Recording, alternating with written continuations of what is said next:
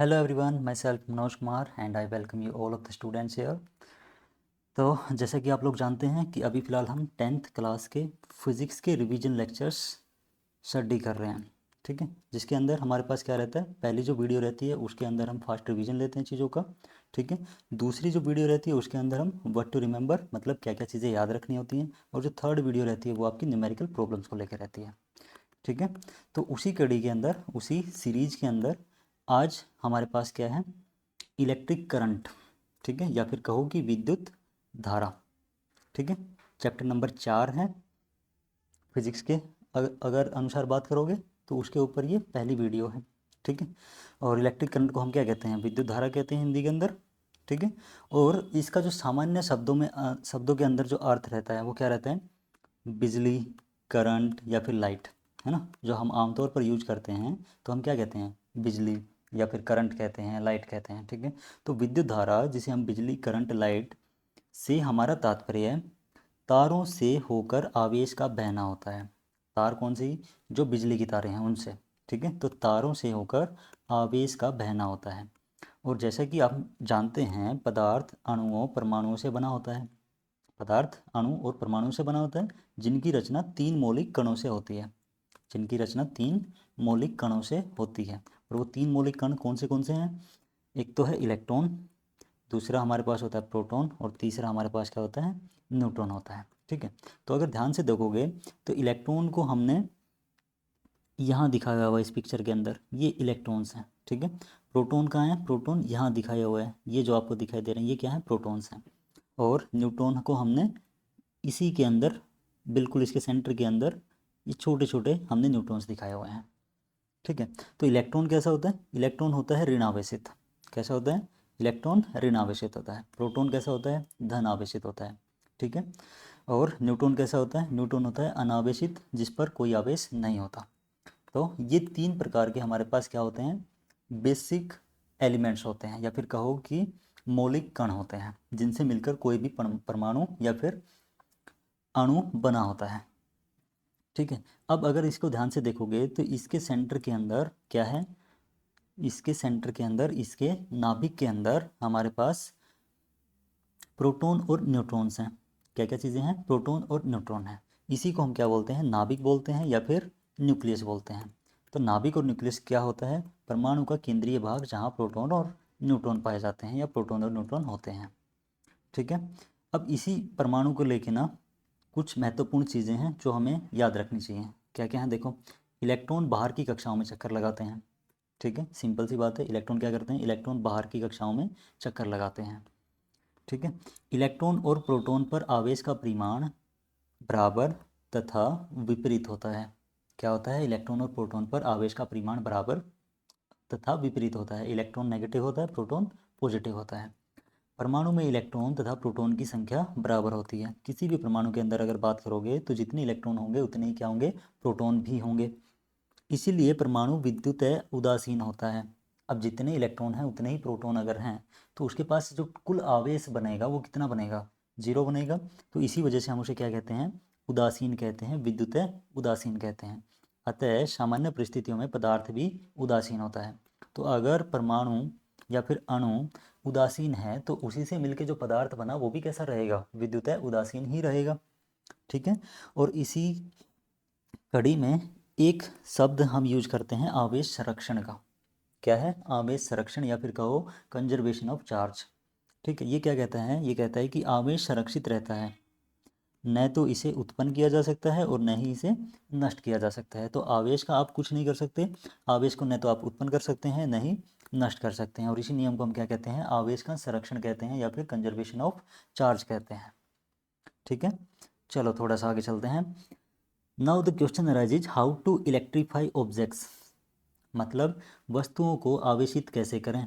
अब हमने थोड़ी देर पहले पढ़ा कि सभी वस्तुएं हमारे आसपास में जो पदार्थ हैं वो कैसे हैं, विद्युत उदासीन हैं, मतलब कोई कुल आवेश नहीं है। कुल आवेश कितना है, 0 है। तो अब उन पे आवेश कैसे लेके आया जाए, उनको हम आवेशित कैसे करेंगे, ठीक है। तो इसको आवेशित करने का क्या तरीका है, देखो एक एग्जाम्पल से समझते हैं। जब हम कांच की छड़ को रेशम से रगड़ते हैं तब कांच की छड़ से कुछ इलेक्ट्रॉन रेशम के कपड़े पर चले जाते हैं, क्या करते हैं, जब हमारे पास कोई कांच की छड़ है, ठीक है, ये वाली, और जब हम इसे रेशम के कपड़े से रगड़ते हैं, ठीक है ना, जब हम इसे रेशम के कपड़े से रगड़ते हैं तब क्या होता है, कांच की छड़ से कुछ इलेक्ट्रॉन रेशम के कपड़े पर चले जाते हैं, यहाँ से कुछ इलेक्ट्रॉन निकले और कहाँ चले गए, कपड़े पर चले गए हैं, ठीक है। तो जब कपड़े पर इलेक्ट्रॉन गए तो उसके ऊपर नेट आवेश या फिर कुल चार्ज कितना बचेगा, कुल आवेश कितना होगा, नेगेटिव होगा। अगर 10 इलेक्ट्रॉन आए तो 10 इलेक्ट्रॉन के बराबर, 20 आए तो 20 के बराबर। और जहाँ से आए वहाँ पे इलेक्ट्रॉन्स की कमी होगी है, तो इलेक्ट्रॉन्स की कमी होगी है तो हम उसको क्या कहते हैं, धनावेशित कहते हैं या फिर पॉजिटिव आवेश कहते हैं, ठीक है। तो इसे तो हम क्या कहेंगे, धनावेशित, और जहाँ पे नेगेटिव आया उसे हम क्या कहेंगे, ऋणावेशित कहेंगे, ठीक है। और इसी के एग्जाम्पल में हम एक चीज़ और याद रखेंगे कि ऊन को जब एबोनाइट की छड़ से रगड़ा जाता है, ऊन और एबोनाइट की छड़ को जब आपस में रगड़ा जाता है तो एबोनाइट की छड़ ऋणावेशित बनती है और ऊन कैसे होती है, धनावेशित होती है, ठीक है। और इसी को समअप करने के लिए हम एक चीज़ याद रखेंगे कि इलेक्ट्रॉन को खोकर कोई पदार्थ धनावेशित हो जाता है तथा इलेक्ट्रॉन को पाकर ऋणावेशित हो जाता है। इसका क्या मतलब हुआ कि जिसके ऊपर इलेक्ट्रॉन गए, हाँ, जिसने इलेक्ट्रॉन को पाया वो तो कैसा होगा, ऋणावेशित होगा, और जिसने इलेक्ट्रॉन को खोया वो कैसा होगा, धनावेशित होगा, ठीक है। और इसी चीज़ को हम क्या नाम दे सकते हैं, रीडिस्ट्रीब्यूशन कह सकते हैं, पुनर्वितरण कह सकते हैं, ठीक है। इसको हम क्या कह सकते हैं, रीडिस्ट्रीब्यूशन या फिर पुनर्वितरण, मतलब एक जगह से दूसरी जगह पे चला जाना, उसका वितरण हो जाना, ठीक है। अब यहाँ पे हमने चीज़ों को आवेशित कर लिया है, ठीक है, हमने चीज़ों को क्या कर लिया, आवेशित कर लिया, लेकिन ना तो हमने चार्ज, ना तो हमने आवेश को उत्पन्न किया, ना ही नष्ट किया, जस्ट पुनर्वितरण किया, रीडिस्ट्रीब्यूशन किया, सही है, ठीक है। चलो आगे। अब जब हमने किसी पदार्थ को आवेशित कर लिया है, ठीक है, या फिर उसको हमने चार्ज कर लिया है, ठीक है, तो उसी के आधार पे उसी के आधार पे हम पदार्थों का डिस्ट्रीब्यूशन भी करते हैं। कैसे करते हैं, कंडक्टर्स एंड इंसुलेटर्स के टर्म्स में, या फिर कहो कि चालक तथा विद्युत रोधी के टर्म्स में, ठीक है। अब समझो, ऐसे पदार्थ जिनसे होकर विद्युत आवेश उनके एक भाग से दूसरे भाग तक जाता है चालक कहलाते हैं। ऐसे पदार्थ जिनसे होकर विद्युत आवेश उनके एक भाग से दूसरे भाग तक जाता है चालक कहलाता है, तथा जिनसे होकर नहीं जा पाता उन्हें हम क्या कह देंगे, विद्युत रोधी कह देंगे, ठीक है। तो अगर किसी पदार्थ के अंदर से आवेश चल के एक जगह से दूसरी जगह पहुंच जाता है तो उसे हम चालक कह देंगे, जिसमें चलता है, जिसमें नहीं चल पाता उसे हम विद्युत रोधी कहते हैं, ठीक है। किसी चालक पदार्थ में दो बिंदुओं के बीच किसी दिशा में आवेशों के व्यवस्थित प्रवाह को ही विद्युत धारा कहते हैं, या फिर उसे हम क्या कहते हैं, इलेक्ट्रिक करंट कहते हैं, ठीक है। किसी चालक पदार्थ में दो बिंदुओं के बीच किसी दिशा में आवेशों के व्यवस्थित प्रवाह को विद्युत धारा कहते हैं, इलेक्ट्रिक करंट कहते हैं, ठीक है। अब ये वाली जो टेबल बनी हुई है इसको और समझो जरा, कंडक्टर्स हैं एंड इंसुलेटर्स हैं, ठीक है, चालक और विद्युत रोधी, इनमें कुछ एग्जांपल्स दिए हुए हैं। जैसे चालक के कुछ एग्जांपल हैं, धातुएं, धातुओं के अंदर तांबा, चांदी, मनुष्य का शरीर, अशुद्ध जल, हवा, पृथ्वी आदि। तो ये सभी ऐसी चीज़ें हैं जिनके अंदर से आवेश एक जगह से दूसरी जगह तक जा सकते हैं, ठीक है। अधातुएं विद्युत रोधी होती हैं, जैसे कांच, मोम, चमड़ा, रबर, लकड़ी, शुद्ध जल, रुई, प्लास्टिक, रेशम और बहुत सारी चीज़ें, ठीक है। तो ये चीज़ें ऐसी हैं जिनके अंदर से आवेश का चालन नहीं हो पाता है, तो इनको हम क्या कहते हैं, विद्युत रोधी पदार्थ कहते हैं, ठीक है। और इसी प्रवाह को जब आवेश चलता है, हाँ, इस किसी पदार्थ के अंदर से आवेश चलता है और वो एक सुव्यवस्थित ढंग से चलता है तो उसी को हम क्या कहते हैं, विद्युत धारा या फिर इलेक्ट्रिक करंट कह देते हैं, ठीक है। अब चलो नेक्स्ट चीज़ पे, दैट इज इलेक्ट्रिक पोटेंशियल। क्या है, इलेक्ट्रिक पोटेंशियल या फिर विद्युत विभव, ठीक है, विद्युत विभव, जिसको हम किससे रिप्रेजेंट करते हैं, कैपिटल वी से रिप्रेजेंट करते हैं, ठीक है।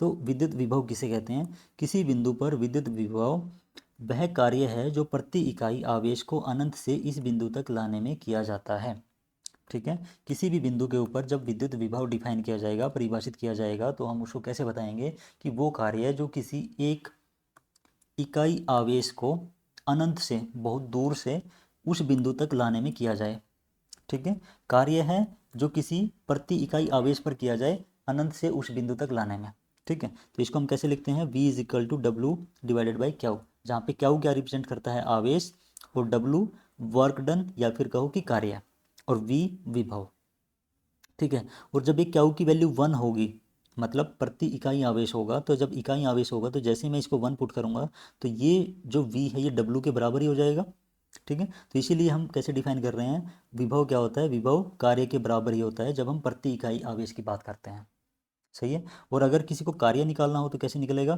क्यू इंटू वी, ठीक है, सिंपल, इसको क्रॉस मल्टीप्लाई कर दो यहाँ पे, सही है ना। तो हम कार्य बता सकते हैं अगर हमें विभव का पता हो किसी बिंदु के ऊपर, ठीक है।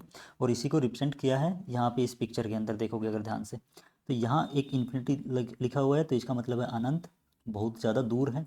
यहाँ कोई आवेश रखा हुआ था, ठीक है। और जब भी हम विभव को डिफाइन करते हैं, परिभाषित करते हैं, तो एक विलग चार्ज या फिर आइसोलेटेड चार्ज हमें रखना पड़ता है, ठीक है। किसी आइसोलेटेड चार्ज को रख के ना फिर हम विभव को डिफाइन करते हैं, परिभाषित करते हैं। तो इस आवेश की उपस्थिति के अंदर इस P बिंदु के ऊपर हमने विभव बताया है, ठीक है। वो विभव कैसे है, एक यूनिट चार्ज लिया, क्यू आवेश लिया, इस क्यू आवेश को हम यहाँ से खिसका कर लेके आ रहे हैं इस P बिंदु तक, तो उसके अंदर जितना कार्य होगा उसे हम क्या कहते हैं, विभव कहते हैं, ठीक है। सो दैट क्यू आवेश की उपस्थिति में किया गया यह कार्य क्यू तथा कैपिटल क्यू के निकाय में स्थितिज ऊर्जा के रूप में संचित हो जाता है। अब जितना भी हमने कार्य किया वो कहाँ गया, वो गया उन दोनों की स्थितिज ऊर्जा के अंदर, ठीक है। कहाँ गया, इस क्यू और इस कैपिटल क्यू, जो दो आवेश हुए, एक ये छोटे वाला और एक ये बड़े वाला, तो इन दोनों के सिस्टम जो बना, इन दोनों का जो निकाय बना, उसकी स्थितिज ऊर्जा के रूप में संचित हो गया, ठीक है। जिसे हम क्या कहते हैं, विद्युत स्थितिज ऊर्जा कहते हैं, that is electric potential energy, that can be written as U is equal to Q into V. Simple है, याद रह जाएगा। जो कार्य हमने किया उसी को संचित कर लिया गया, जिसे हम क्या कहते हैं, विद्युत स्थितिज ऊर्जा कहते हैं, ठीक है। और ये ऐसे दिया जाता है जैसे W दिया जाता है, क्योंकि कार्य है तो इसका हमने नाम सिर्फ U से रिप्रेजेंट किया है, ये V नहीं है, ये क्यू इंटू वी होता है, ठीक है। अब आ जाओ इसके मात्रकों के बारे में। तो जब हम विद्युत विभव का ऐसा ही मात्रक निकाल रहे हैं, ठीक है, तो उसका फॉर्मूला लिखेंगे, that is V is equal to W by Q. तो W क्या है, कार्य है, तो कार्य का ऐसा ही मात्रक जूल, क्यू क्या है, आवेश, आवेश का ऐसा ही मात्रक कूलाम होता है, ठीक है। तो हमारे पास जो विभव का ऐसा ही मात्रक बना वो क्या बना, जूल पर कोलैम्ब, क्या बना, जूल पर कोलैम्ब, ठीक है। तो इसका ऐसा ही मात्रक क्या बनता है, जूल पर कोलैम्ब, जिसे हम वोल्ट भी कहते हैं, क्या कहते हैं, वोल्ट भी कहते हैं, जो एक साइंटिस्ट अलेक्जेंड्रो वोल्टा के नाम पे रखा गया है। तो एक वोल्ट को अगर आपको डिफाइन करना हो तो कैसे करोगे, यदि एक कुलैम्ब आवेश को अनंत से किसी बिंदु तक लाने में 1 जूल कार्य हो, क्या हो, अगर एक कुलैम्ब आवेश को अनंत से किसी बिंदु तक लाने में 1 जूल कार्य करना पड़े या कार्य संपन्न हो, तो उस बिंदु पर विभव 1 वोल्ट कहलाता है। सिंपल है, ठीक है। एक अनावेशित वस्तु का विभव शून्य होता है, ये बात हमें ध्यान रखनी है। अगर कोई वस्तु अनावेशित है, जो कि यूजुअली सभी वस्तुएं अनावेशित ही होती हैं हमारे आसपास में, हाँ, अनचार्ज्ड बॉडीज होती हैं, तो एक अनावेशित वस्तु का जो विभव होता है वो कैसा होता है, शून्य होता है। और एक धनावेशित वस्तु का विभव पॉजिटिव और एक ऋणावेशित वस्तु का विभव नेगेटिव होता है। जैसे हमने कांच की छड़ और रेशम के कपड़े की बात की थी, है ना, तो उनमें से एक वस्तु धनावेशित थी, तो जो वस्तु धनावेशित थी उसका जो विभव होगा वो पॉजिटिव, और जो ऋणावेशित थी उसका विभव नेगेटिव होता है, ठीक है। ये बात हमें याद रख लेनी है। अब आ जाओ पोटेंशियल डिफरेंस, दैट इज विभव अंतर, ठीक है। विभव अंतर दो शब्दों के मेल से बना है, विभव जमा अंतर, ठीक है। तो विभव का अंतर है, कुछ नहीं है, सिंपल है, दो बिंदुओं पर विभव, उनके बीच का जो अंतर है उनमें से एक में से दूसरा घटा देंगे, जो अंतर आएगा उसे हम क्या कह देंगे, विभव अंतर कह देंगे, ठीक है। अब इसको डिफाइन करने का तरीका क्या है, समझो। प्रति इकाई आवेश को किसी एक बिंदु से दूसरे बिंदु तक ले जाने में किया गया कार्य, वही प्रति इकाई आवेश है, उसको किसी एक बिंदु से दूसरे बिंदु तक लेके जाना है। पहले हम क्या कर रहे थे, अनंत से लेके आ रहे थे, अब हमने दो बिंदु डिफाइन कर लिए, लेट से एक बी है और एक ए है, इनके बीच में हमें इस क्या हुआ आवेश को एक जगह से लेके आना है, ठीक है। तो इसके अंदर जितना कार्य किया गया उसे हम क्या कहते हैं, पोटेंशियल डिफरेंस कहते हैं, विभव अंतर कहते हैं। और ये किन के बीच का होगा, ए और बी के बीच का, तो इसे हम ऐसे लिख सकते हैं, V A B is equal to work done from A to B divided by Q, जितना आवेश लेके आए उससे हम डिवाइड करते हैं किसको, वर्क डन को, ठीक है। और इसे ऐसे लिखा जा सकता है दैट वी ए बी, ए और बी के बीच का पोटेंशियल डिफरेंस, विभव अंतर किसके बराबर होगा, V A minus V B, ठीक है। और इसकी भी ऐसा यूनिट वही होगी जो विभव की होती है, ठीक है, वोल्ट ही होगी विभव अंतर की भी, ठीक है। जैसे लंबाई में से लंबाई घटाओगे तो एक दूसरी लंबाई आएगी ना, तो ऐसे ही है, विभव में से विभव घटाओगे विभव ही आएगा, तो इसका जो SI मात्रक होगा, SI यूनिट होगी, वो भी वोल्ट ही होगी। अब देखते हैं flow of charges. Flow of charges मतलब आवेशों का प्रवाह, कि आवेश किस प्रकार प्रवाहित होते हैं, आवेश एक जगह से दूसरी जगह पे कैसे आते हैं, ठीक है। ऊपर जब हम कर रहे थे ये हम ज़बरदस्ती लेके आ रहे थे, ठीक है। अब समझो इस चीज़ को, यहाँ पे तुम्हें एक डायग्राम दिख रहा होगा, ठीक है। इस डायग्राम के अंदर अगर देखोगे तो किसी हाइट h के ऊपर एक पानी की टंकी रखी हुई है, ठीक है, जिसके अंदर से यहाँ पे एक पाइप लगा हुआ है, यहाँ से इस पाइप के थ्रू अगर मैं ओपन कर दूंगा तो ये पाइप, इस पाइप के थ्रू पानी बाहर की तरफ आ जाएगा, ठीक है। तो समझो, जिस प्रकार पाइप में पानी के बहाव के लिए ऊंचाई का होना आवश्यक है, उसी प्रकार किसी तार आवेशों के प्रवाह के लिए, किसी तार में आवेशों के प्रवाह के लिए विभवांतर का होना जरूरी है, ठीक है। तो हम क्या समझ रहे हैं, हम ये समझ रहे हैं कि जिस तरीके से पानी के बहाव के लिए ऊंचाई का होना आवश्यक है, उसी प्रकार किसी तार में आवेशों के प्रवाह के लिए क्या होना जरूरी है, विभव अंतर का होना जरूरी है, ठीक है। क्या चाहिए हमें, विभव अंतर चाहिए, ठीक है। जब तक विभव का अंतर नहीं होगा तब तक आवेश एक जगह से दूसरी जगह पे अपने आप प्रवाहित नहीं होंगे, ठीक है।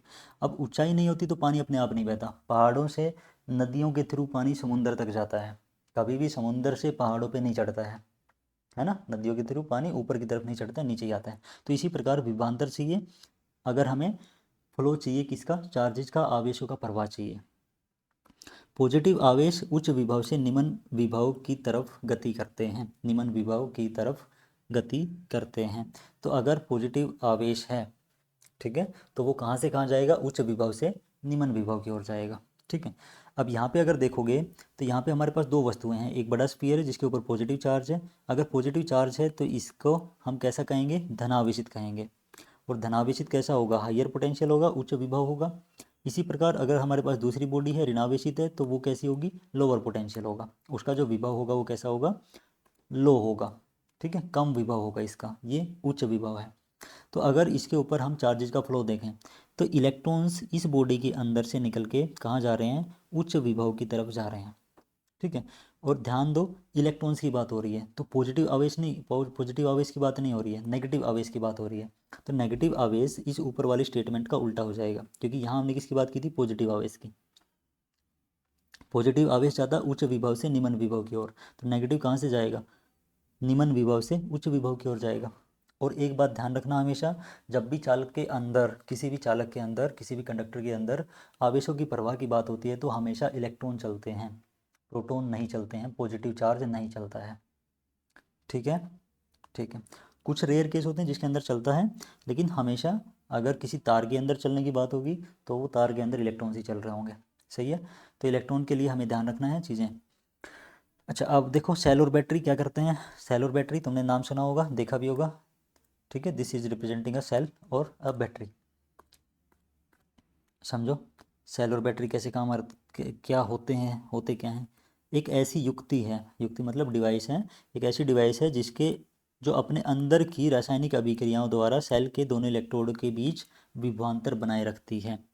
क्या है, एक ऐसी डिवाइस है जो अपने अंदर होने वाली रासायनिक अभिक्रियाओं द्वारा सेल के दोनों इलेक्ट्रोड के बीच विभवांतर बनाए रखती है, ठीक है। ये सेल है, ठीक है, इस सेल के ऊपर तुमने देखे होंगे एक पॉजिटिव इलेक्ट्रोड होता है, एक नेगेटिव इलेक्ट्रोड होता है, ठीक है। इन दोनों इलेक्ट्रोड के बीच में विभव का अंतर बना के रखती है, उस युक्ति को हम क्या कहते हैं, सेल या फिर बैटरी कहते हैं। और इस सेल और बैटरी को रिप्रेजेंट करने का सिंबल हमारे पास ये है, ठीक है। इस तरीके से हम रिप्रेजेंट करते हैं, एक यहाँ पे पॉजिटिव होता है, एक यहाँ पे नेगेटिव होता है, पॉजिटिव को हम बड़ा बनाते हैं, नेगेटिव को छोटा बनाते हैं, ये वाली तार है, ये वाले भी तार है, ठीक है। अच्छा, तो ये तो हुआ एक सेल के लिए, ठीक है, एक सिंगल सेल के लिए हुआ। और इन्हीं सिंगल सेल को अगर मैं जोड़ देता हूँ, ठीक है, क्या किया, इन्हीं सिंगल सेल्स को मैंने बार बार रिपीट कर दिया, जोड़ दिया, तो ये हमारे पास क्या बना के दे देंगे, एक बैटरी बना के दे देंगे, ठीक है, जो आपने यूज भी किया होगा, कभी कभी रिमोट में लगाते हैं, है ना, ठीक है। और इस बैटरी का सिंबल कैसा होता है, ऐसा होता है, इसके अंदर आप देख पाओगे कि एक सेल है, फिर दूसरा सेल है, फिर तीसरा सेल है, आपस में कनेक्टेड है, तो ये हमें हमें क्या बना के देते हैं, बैटरी बना के दे देते हैं, ठीक है। अच्छा, अब आ जाओ इलेक्ट्रिक सर्किट की बात। इलेक्ट्रिक सर्किट जिसे हम क्या कहते हैं, विद्युत परिपथ कहते हैं। तो विद्युत परिपथ कुछ नहीं है, सिंपल है, जिस पथ से विद्युत धारा का प्रवाह होता है उसे हम क्या कहते हैं, विद्युत परिपथ कहते हैं। जिस पथ से, जिस रास्ते से विद्युत धारा का प्रवाह होता है, इलेक्ट्रिक करंट चलता है, उसे हम क्या कहते हैं, विद्युत परिपथ कहते हैं। जैसे कि इस डायग्राम के अंदर आप देख पा रहे हो, एक सेल लिया, एक एक सिरे से हमने तार लगाया एक बल्ब पे, दूसरे सिरे से तार लगाया हमने दूसरे सिरे पे, बल्ब के दूसरे सिरे पे, और जैसे ही हम इसका सर्किट कंप्लीट करते हैं तो बल्ब क्या करता है, ग्लो करता है। ठीक है ना। तो इसी को हम क्या कहते हैं, इस सर्किट को हम क्या कहते हैं, इलेक्ट्रिक सर्किट कहते हैं या विद्युत परिपथ कहते हैं। क्योंकि जो धारा चलेगी, जो आवेशों का प्रवाह होगा वो ऐसे ही तो होगा। ठीक है, पॉजिटिव से निकलेगा नेगेटिव पे आ जाएगा। ठीक है। अब ये कैसे हमने डिसाइड किया कि पॉजिटिव से निकलेगा नेगेटिव पे आ जाएगा। समझो, विद्युत धारा की दिशा धन आवेश के प्रवाह की दिशा को माना जाता है। ठीक है, हम क्या मान के चलते हैं कि विद्युत धारा कहाँ से कहाँ जाएगी, धन आवेश के प्रवाह की दिशा में जाएगी। ठीक है, और मैंने अभी थोड़ी देर पहले तुम्हें बताया कि धन आवेश चलता नहीं है, प्रोटॉन चलता नहीं है, चलता कौन है, नेगेटिव चलता है, इलेक्ट्रॉन चलता है। तो अगर ध्यान से देखोगे तो इलेक्ट्रॉन तो यहाँ से चलेगा। ठीक है, इलेक्ट्रॉन क्या करेगा, नेगेटिव टर्मिनल से निकलेगा, पॉजिटिव पे आएगा। ठीक है।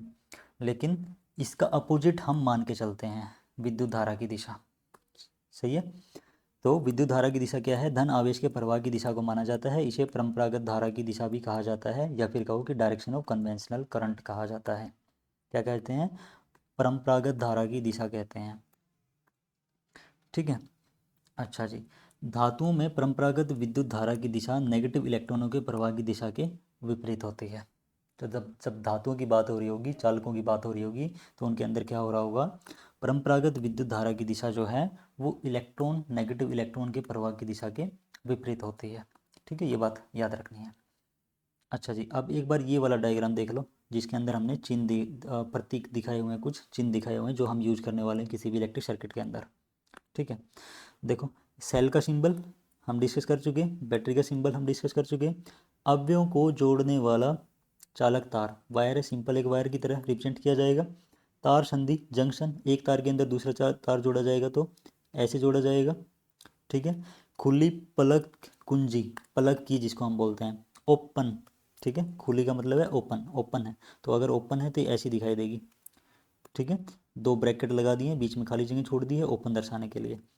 खुला स्विच, ओपन स्विच कैसा दिखाई देगा, इस तरीके से दिखाई देगा।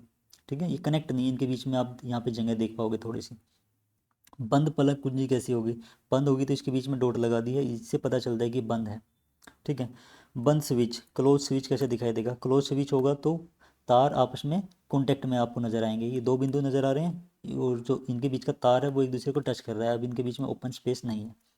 बिना संधि के तार क्रॉसिंग, मतलब एक तार को क्रॉस करना है लेकिन उसके ऊपर से लेके जाना है, टच नहीं कराना, तो टच नहीं कराना तो पहला वायर सीधा रखा, दूसरा वायर हल्का सा इसके ऊपर से मोड़ के नीचे ले आए। ठीक है, तो ये क्या है, क्रॉसिंग है। बल्ब, बल्ब किसी भी इलेक्ट्रिक सर्किट के अंदर ऐसा बना तुम्हें दिखाई देगा। एमीटर क्या होता है, एमीटर ऐसे दिखाई देगा, एमीटर के ऊपर एक पॉजिटिव एक नेगेटिव साइन लिखा मिलेगा और एक सर्कल के अंदर कैपिटल ए लिखा होगा। ठीक है। वोल्ट मीटर कैसा दिखाई देता है, वोल्ट मीटर वी से रिप्रेजेंट किया जाता है, एक पॉजिटिव और एक नेगेटिव साइन।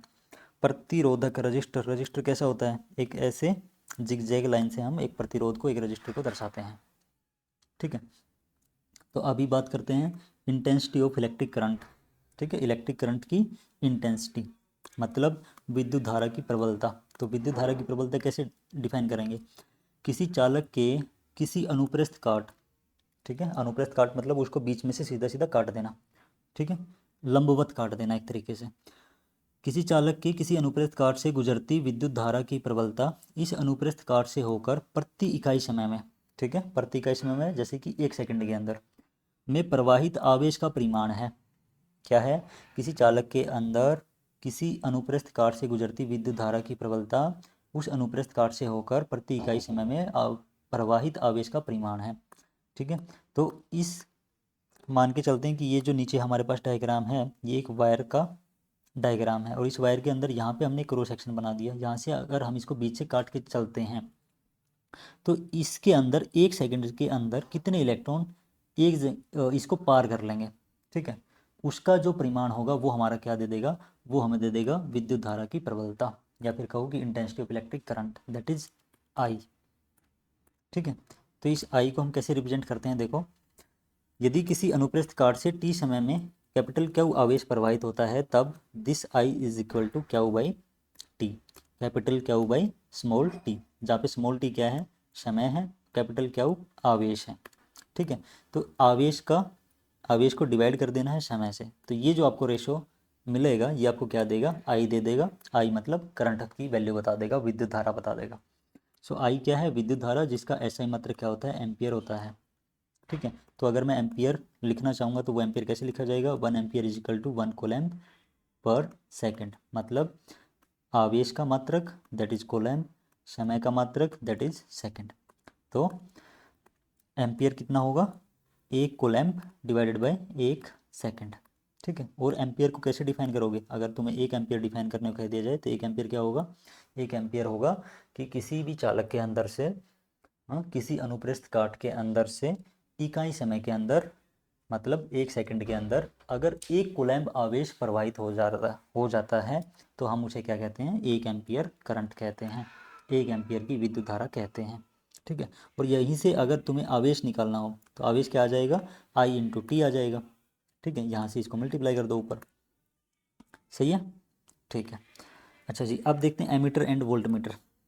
ठीक है, एमीटर और वोल्टमीटर हम किसे कहते हैं, समझो। एमीटर क्या है, एमीटर यह किसी विद्युत परिपथ में धारा को मापता है। क्या करता है, किसी भी विद्युत परिपथ के अंदर क्या मापेगा, धारा को मापता है, मतलब आई की वैल्यू बताएगा। ठीक है, वोल्टमीटर क्या है, यह किसी विद्युत परिपथ के दो बिंदुओं के बीच विभवांतर को मापता है। वोल्टमीटर क्या मापता है, विभवांतर को मापता है, तो इसीलिए इसका जो सिंबल था वो वी से था, अगर तुम्हें याद हो। ठीक है, हमने थोड़ी देर पहले देखा होगा कि वोल्टमीटर था, इसको हम वी से रिप्रेजेंट करते थे। ठीक है, अच्छा, और देखो, एमीटर श्रेणी क्रम में जोड़ा जाता है। ठीक है, और जो वोल्टमीटर है वो समानांतर क्रम में जोड़ा जाता है। अब ये श्रेणी क्रम और समांतर क्रम फिलहाल के लिए याद रखो। ठीक है, जब हम रेजिस्टेंस पढ़ेंगे, प्रतिरोध पढ़ेंगे, तब हम इनको समझ लेंगे क्या है।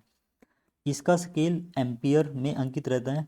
ठीक है, इसमें क्या अंकित रहेगा, एक कैपिटल ए लिखा रहेगा किसी सर्कल के अंदर एमीटर के लिए। सिमिलरली यहाँ पे क्या लिखा रहेगा, बी लिखा रहेगा, वोल्ट लिखा रहेगा। ठीक है, तो ये जो सर्किट्स हैं तुम इनके अंदर देख पाओगे, एक बल्ब बनाया हुआ है। ठीक है, एक बल्ब है, एक यहाँ पे बैटरी लगी हुई है, यहाँ पे एक एमीटर लगा हुआ है। ठीक है, तो इस पॉजिटिव टर्मिनल से विद्युत धारा निकलेगी, आई करंट निकलेगा, ये आई करंट इसके थ्रू पास करेगा एमीटर के थ्रू, फिर बल्ब के थ्रू पास करेगा और फिर वापस नेगेटिव टर्मिनल पे आ जाएगा। तो इस तरीके का कम्बिनेशन सीरीज कम्बिनेशन कहलाता है। इस तरीके का कम्बिनेशन क्या कहलाता है, श्रेणी क्रम या फिर सीरीज कम्बिनेशन कहलाता है, जिसके अंदर धारा समान रहे। ठीक है, धारा समान रहने का क्या मतलब है, जो भी डिवाइसेज लगी हुई हैं, जो भी युक्तियाँ लगी हुई हैं, उनके अंदर से धारा का मान समान रहे। जितना करंट यहाँ से आई निकला, आई एमीटर के अंदर से भी गुजर रहा है और बल्ब के अंदर से भी गुजर रहा है। ठीक है, तो इस तरीके के कम्बिनेशन को हम सीरीज कम्बिनेशन कहेंगे। ठीक है, दूसरा ये वाला डायग्राम देखो, इस डायग्राम के अंदर क्या हुआ कि हमने दो बल्ब लगा दिए, एक यहाँ पे B2 कह दिया, एक हमने यहाँ पे B1 कह दिया। तो यहाँ से जब करंट निकलेगा तो इस पॉइंट के ऊपर आके ना, इस करंट के पास दो रास्ते बचते हैं, एक तो ये इस बल्ब के अंदर से जाए और दूसरा क्या करे, दूसरा इस वोल्ट मीटर के अंदर से जाए। तो यहाँ पे करंट बट गया है। ठीक है, यहाँ पे करंट बट गया है, तो करंट इसके थ्रू और इसके थ्रू समान करंट नहीं जा रहा होगा। ठीक है, अलग अलग जा रहा होगा। ठीक है, फिर वापस ये दोनों करंट आके यहाँ मिलते हैं, फिर यहाँ से मिलके वापस टोटल आई करते हैं और टोटल आई फिर वापस लौटता है नेगेटिव टर्मिनल पे। ठीक है, तो इसके अंदर क्या हो रहा है कि इसके अंदर करंट डिवाइड हो जा रहा है। ठीक है, करंट बट जा रहा है, धारा बट जा रही है, लेकिन विभव समान रहता है। ठीक है, क्या रहता है, विभव समान रहता है। इस पॉजिटिव वी को देखोगे तो ये दोनों बिंदु इस बल्ब के इन्हीं दोनों बिंदुओं से मिले हुए हैं। तो इसका मतलब क्या होगा, इसका मतलब ये होगा कि इन दोनों बिंदुओं के बीच में जो भी डिवाइसेज लगी हैं उनके बीच का जो विभव होगा वो समान रहेगा, वोल्टेज रहेगी वो कैसी रहेगी, समान रहेगी। तो इस तरीके के कम्बिनेशन को हम क्या कहते हैं, पैरेलल कम्बिनेशन कहते हैं या फिर समानांतर क्रम कहते हैं। ठीक है, और इनको आप सिंपली डायग्रामेटिकली याद रखो, जो डायग्राम आपको देखने में समझ आ रहा है उससे समझो और याद रख लो। ठीक है, एक के अंदर बिल्कुल सीधी चीज़ें रहेंगी और दूसरे के अंदर क्या रहेंगी, करंट बट जाएगा। जहाँ करंट बट जाए आप मान के चलना कि वो पैरेलल कम्बिनेशन है, समानांतर क्रम है। ठीक है, तो अब आते हैं ओम्स लॉ पे। ठीक है, ओम्स लॉ बड़ा ही सिंपल सा नियम है और ये बार बार आपसे पूछ लिया जाता है एग्जाम के अंदर, तो इसको याद रखना। ठीक है, तो ओम्स लॉ क्या कहते हैं? समान ताप पर किसी चालक से प्रवाहित विद्युत धारा, ठीक है, मतलब तापमान नहीं बदलना चाहिए, समान रहना चाहिए। किसी चालक से जो प्रवाहित विद्युत धारा होगी उसके सिरों के बीच, किसी भी चालक के दो सिरे होते हैं, तो दो सिरों के बीच विभवांतर के समानुपाती होती है। तो जो धारा है किसी चालक में से जो चल रही है वो किसके समानुपाती होती है? विभव अंतर के समानुपाती होती है। तो I is directly proportional to V, या फिर I समानुपाती है V के। ठीक है, और इस समानुपाती के सिंबल को, साइन को ख़त्म करने के लिए हम क्या करते हैं? एक कांस्टेंट लेके आते हैं, so that I is equal to V by R. तो यहाँ पे जो कांस्टेंट हुआ वो क्या हुआ? वो हुआ 1/r। तो जो कांस्टेंट की जिसकी हम बात कर रहे हैं वो क्या है? 1/r है। ठीक है ना, तो हमने कैसे लिखा है? ये जो I था ये सिंबल हमने हटाया प्रोपोर्शनलिटी का, ठीक है, ये हमने किस में बदला? इक्वल टू में बदला, और ये V और ये नीचे R किया। ठीक है, तो ये किसने दिया था? ये दिया था जॉर्ज साइमन ओम ने। किसने दिया? 1826 के अंदर बाय जॉर्ज साइमन ओम ने दिया था। ठीक है, जहाँ R एक नियतांक है जिससे चालक का प्रतिरोध कहा जाता है। ये वाला जो R है इसे हम क्या कहते हैं? चालक का प्रतिरोध कहते हैं, और ये एक नियतांक है। ठीक है, अच्छा जी, ये जो R है जिसे हम नियतांक कह रहे हैं, जिसे हम चालक का प्रतिरोध कह रहे हैं, इसको समझते हैं ज़रा। ठीक है, रेजिस्टेंस या फिर प्रतिरोध, किसी पदार्थ का वह गुण जो उससे होकर जाने वाली धारा के प्रवाह का विरोध करता है, प्रतिरोध कहलाता है। तो जैसा नाम से ही पता चल रहा है, प्रतिरोध, या फिर कहो कि विरोध कर रहा है किसी चीज़ का। किसका विरोध कर रहा है? जो धारा का प्रवाह है उसका, मतलब आवेशों का जो प्रवाह है उसको नहीं जाने दे रहा। ठीक है, जो धारा प्रवाहित होने जा रही है चालक के अंदर से उसको रोकने की कोशिश कर रहा है, उस गुण को हम क्या कहते हैं? पदार्थ के उस गुण को हम क्या कहते हैं? प्रतिरोध कहते हैं। ठीक है, जिसे किसी चालक के सिरों के बीच विभवांतर और उसमें प्रवाहित धारा के अनुपात से बताया जाता है। तो अगर तुम्हें आर बताना है, रेजिस्टेंस बताना है, प्रतिरोध बताना है, तो कैसे बताओगे? सिरों के बीच विभवांतर और उसमें प्रवाहित धारा के अनुपात से। ठीक है, so that R is equal to V/I, मतलब वही ओम्स लॉ से निकाला है। ठीक है, आर यहाँ ले आओ, इस आई को यहाँ ले आओ, सो आर किसके बराबर आ जाएगा? V/I। और ओम्स लॉ को याद रखने का एक सिंपल तरीका ये है, ये स्टेटमेंट याद रखो, V is equal to I into R. जब भी आप न्यूमेरिकल्स प्रॉब्लम सोल्व करने के लिए याद रखोगे तो ऐसे याद रख लो कि V बराबर है I इंटू आर होता है। ठीक है, अब बात करते हैं इसके SI मात्रक के बारे में। तो SI मात्रक जैसा हम लिखते आए हैं, ठीक है, तो इसके लिए SI मात्रक जब मैं लिखूंगा तो वोल्ट डिवाइडेड बाय एम्पियर, मतलब 1 वोल्ट डिवाइडेड बाय 1 एम्पियर, मतलब विभवांतर का SI मात्रक और धारा का SI मात्रक। ठीक है, इनको जब डिवाइड करते हैं तो हमें एक नई क्वांटिटी मिलती है जिसका नाम क्या है? ओम है। क्या है? ओम। और ये ओम वही है जो एक साइंटिस्ट का नाम था, बाय जॉर्ज साइमन ओम। ठीक है, तो जॉर्ज साइमन ओम ने ओम का नियम दिया था और वहीं से एक नियतांक निकल के आया था जिसको हमने आर कहा। उसी आर का SI मात्रक क्या है? ओम है, जिसे हम ऐसे रिप्रेजेंट करते हैं। ठीक है, जिसे हम इस तरीके से रिप्रेजेंट करते हैं। चलो इससे आगे चलो थोड़ा सा, प्रतिरोध से संबंधित कुछ महत्वपूर्ण तथ्य हैं। ठीक है, कुछ चीज़ें हैं जो आपको याद रखनी है। देखो, पहली बात तो जो रेजिस्टेंस है उसको ऐसे चिन्हित किया जाता है। ठीक है, ये हमने पहले भी देखा था, एक जिगजैग लाइन बना दी जाती है किसी वायर के बीच में, तो वो किसको रिप्रेजेंट करेगा? प्रतिरोध को रिप्रेजेंट करेगा, रेजिस्टेंस को बताएगा। समान विमाओं के लिए अलग अलग पदार्थों के प्रतिरोध भी अलग अलग होते हैं। अगर कोई तार हैं, ठीक है, अलग अलग पदार्थों के कोई दो दो तार हैं और उनकी विमाएँ समान है, मतलब उनकी लंबाई और उनकी मोटाई समान है, ठीक है, तो उनका जो प्रतिरोध रहेगा वो भी अलग अलग ही रहेगा। ठीक है, जैसे एक लोहे का तार ले लिया, एक तुमने तांबे का तार ले लिया, ठीक है, दोनों बराबर दिखाई दे रहे हैं, दिखाई देने में समान है, उनकी विमाएँ समान है, लंबाई और जो उनकी मोटाई है वो समान है। ठीक है, तो उनका जो प्रतिरोध रहेगा वो अलग अलग ही रहेगा दोनों का। ठीक है, तो इसका मतलब पदार्थ का प्रतिरोध, हर पदार्थ का अपना अपना अलग अलग प्रतिरोध होता है। कम प्रतिरोध वाले पदार्थ को चालक तथा उच्च प्रतिरोध वाले पदार्थ को प्रतिरोधक कहा जाता है। चालक मतलब कंडक्टर्स, कंडक्टर मतलब वही चांदी, तांबा, लोहा इत्यादि। ठीक है, और उच्च प्रतिरोध मतलब प्रतिरोधक, जिन्हें हम क्या कहते हैं? रजिस्टर कहते हैं। क्या कहते हैं? रजिस्टर्स कहते हैं, या रजिस्टर कहते हैं। ठीक है। तो चालक और प्रतिरोधक सिंपल है, जिसका प्रतिरोध कम वो चालक, जिसका ज़्यादा वो प्रतिरोधक। बहुत अधिक प्रतिरोध वाले पदार्थों को विद्युत रोधी कहा जाता है, जिनका प्रतिरोध कुछ ज़्यादा ही हो, ठीक है, जो आवेश को बिल्कुल ना चलने दे, ठीक है, उनको हम क्या कहते हैं, विद्युत रोधी कहते हैं। ये हमने पहले भी पढ़ा था कि विद्युत रोधी हम किसे कहते हैं, जिनके अंदर से आवेश प्रवाहित ना हो पाए, जिनके अंदर से विद्युत धारा प्रवाहित ना हो पाए, उन्हें हम क्या कहेंगे, विद्युत रोधी, ठीक है, विद्युत को रोकने वाला। जैसे रबर, प्लास्टिक, लकड़ी आदि। आप लोगों को पता होगा कि रबर के अंदर से, प्लास्टिक के अंदर से, लकड़ी के अंदर से विद्युत धारा प्रवाहित नहीं होती है, ठीक है। अच्छा, एक चीज़ याद रखने लायक जो है, resistance is a property of resistors. मतलब क्या हुआ, रेजिस्टेंस मतलब प्रतिरोध, क्या है, इज अ प्रॉपर्टी एक गुण है, किसका गुण है, रजिस्टर्स का, मतलब प्रतिरोधक का गुण है। तो प्रतिरोधकों का गुण होता है, ठीक है। दो शब्द हैं, अलग अलग हैं, और इनको अलग अलग ही यूज किया जाना चाहिए और किया जाता है। एक होता है प्रतिरोध, एक होता है प्रतिरोधक। प्रतिरोधक मतलब रजिस्टर्स, और प्रतिरोध मतलब रेजिस्टेंस, ठीक है। रजिस्टर्स क्या है, रजिस्टर्स आपके पदार्थ हैं, रेजिस्टेंस क्या है, रेजिस्टेंस गुण है। ऐसे याद रखो, सिंपल रहेगा, ठीक है।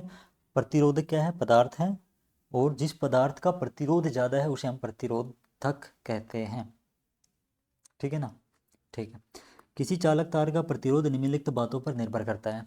कोई भी चालक तार अगर हमारे पास है तो उसका जो प्रतिरोध होगा वो इन 3-4 बातों के ऊपर निर्भर करेगा। पहली कौन सी, R is directly proportional to L। R किसके समानुपाती होता है, L के। L मतलब चालक की लंबाई, ठीक है। तो रेजिस्टेंस चालक की लंबाई के समानुपाती होता है। इसका मतलब क्या हुआ, जितना लंबा तार होगा उसका प्रतिरोध उतना ही ज़्यादा होगा, या फिर कहो कि जितना छोटा तार होगा उसका प्रतिरोध उतना ही कम होगा। दूसरी चीज़, R is inversely proportional to A। मतलब R व्युत्क्रमानुपाती है किसके, A के। और कैपिटल A मतलब अक्षेत्रफल, दैट इज एरिया, ठीक है। तो मोटाई और अनुप्रस्थ काट के अक्षेत्रफल के व्युत्क्रमानुपाती होता है। इसका मतलब ये हुआ कि अगर कोई तार ज़्यादा मोटा है, ठीक है, तो मोटाई अगर ज़्यादा होगी तो उसका रेजिस्टेंस क्या होगा, कम होगा, ठीक है। जितना ज़्यादा मोटा तार उसका रेजिस्टेंस उतना कम, और जितना कम मोटा तार मतलब जितना पतला तार उसका रेजिस्टेंस उतना ज़्यादा। सिंपल है, ठीक है। व्युत्क्रमानुपाती संबंध है, उल्टा संबंध है। अच्छा, और किस पर निर्भर करेगा, पदार्थ पर। हमने ये चीज़ पहले भी पढ़ी थी कि हर तार का या हर पदार्थ का अपना अपना प्रतिरोध होता है, तो सीधा पदार्थ पे भी निर्भर करता है कि हमने कौन सा पदार्थ चूज किया। और किस पे निर्भर करेगा, तापमान पर निर्भर करेगा, ठीक है। कैसे निर्भर करेगा, अगर तापमान बढ़ रहा है, तापमान क्या हो रहा है, ऊपर की तरफ जा रहा है, बढ़ रहा है, तो उसका जो रेजिस्टेंस होगा, उसका जो आर होगा, उसका जो प्रतिरोध होगा वो भी क्या होगा, वो भी बढ़ेगा, वो भी ऊपर की तरफ जाएगा। तापमान कम होगा, रेजिस्टेंस भी कम आ जाएगा, ठीक है। और किसके बारे में बात हो रही है, ध्यान रखना, चालक तार के बारे में बात हो रही है, विद्युत रोधियों के बारे में, किसी और चीज़ के बारे में बात नहीं कर रहे हैं, ठीक है। तो तापमान पे सीधा सीधा संबंध है, तापमान बढ़ेगा रेजिस्टेंस भी बढ़ेगा, ठीक है।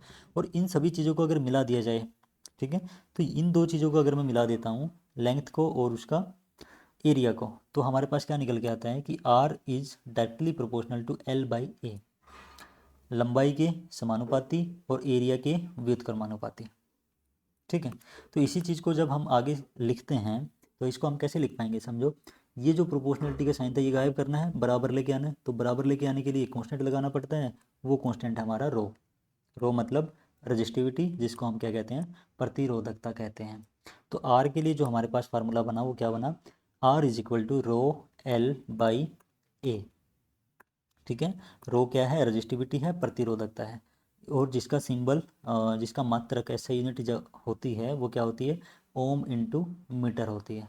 अब ये ओम मीटर आता कैसे है, देखो समझो, छोटी सी चीज़ से, रो, अगर मैं रो निकालना चाहूँगा, यहाँ से अगर मैं रो निकालूंगा तो इस ए को यहाँ मल्टीप्लाई करोगे, इस एल को नीचे ले आओगे, तो rho is equal to R into A/L आएगा। अब आर क्या है, रेजिस्टेंस है, रेजिस्टेंस का ऐसे मात्रक ओम होता है। एरिया का ऐसे मात्रक मीटर स्क्वेयर होता है। लेंथ का ऐसे मात्रक, लंबाई का ऐसे मात्रक मीटर होता है। इस 1 मीटर से ऊपर वाला 1 मीटर काट दो, क्या बचेगा, ओम इंटू मीटर बचेगा। तो यही क्या होता है, इसका SI मात्रक होता है, या फिर SI यूनिट होती है, ठीक है। ठीक है। अब देखो, प्रतिरोधकता पदार्थों का एक महत्वपूर्ण गुण है, क्या है, प्रतिरोधकता पदार्थों का एक महत्वपूर्ण गुण है। धातु मिश्र धातुओं की प्रतिरोधकता कम तथा विद्युतरोधी पदार्थों की ज़्यादा होती है। ठीक है, धातु और मिश्र धातुओं की प्रतिरोधकता कम होती है और विद्युतरोधी पदार्थों की ज़्यादा होती है। ठीक है, अब इसको सिंपल ऐसे याद रखोगे कि रो जो है वो प्रोपोर्शनल है आर के। ठीक है, तो आर अगर बढ़ेगा तो रो भी क्या करेगा, बढ़ेगा। ठीक है, और जिसका रेजिस्टेंस ज़्यादा होता है उसे हम क्या कहते हैं, विद्युतरोधी कहते हैं। ठीक है, तो विद्युतरोधी पदार्थों की प्रतिरोधकता भी क्या होगी, ज़्यादा होगी। ठीक है, चलो इससे आगे चलते हैं थोड़ा सा। अब बात करते हैं कम्बिनेशन ऑफ रेजिस्टेंस की, कम्बिनेशन ऑफ रजिस्टर्स की, मतलब प्रतिरोधकों का समूहन। क्या है, प्रतिरोधकों का समूहन है। अब समूहन दो तरीके का होता है, जैसा हमने पहले भी डिस्कस किया था। एक होता है सीरीज कम्बिनेशन, मतलब जिसको हम क्या कहते हैं, श्रेणी क्रम कहते हैं। क्या कहते हैं, श्रेणी क्रम समूहन। ठीक है, अब इसको समझते कैसे हैं या फिर इसको परिभाषित कैसे करते हैं, आप लिख के कैसे आओगे एग्जाम में। जब प्रतिरोधकों को इस प्रकार जोड़ दिया जाए कि प्रत्येक के सिरों, प्रतिरोधक हैं मतलब अलग अलग प्रतिरोधक होंगे। ठीक है, उनके सिरे भी होंगे। तो जैसे ये इस एक रेजिस्टेंस दिया हुआ है, ठीक है, ये जिगजैग लाइन है, ये क्या रिप्रेजेंट करती है, प्रतिरोध। तो इस प्रतिरोध के दो सिरे हैं, एक यहाँ पे है और एक यहाँ पे है। तो अगर ऐसा ही और प्रतिरोध भी हो हमारे पास, तो उनके प्रत्येक के सिरों के बीच विभवांतर का मान अलग रहे।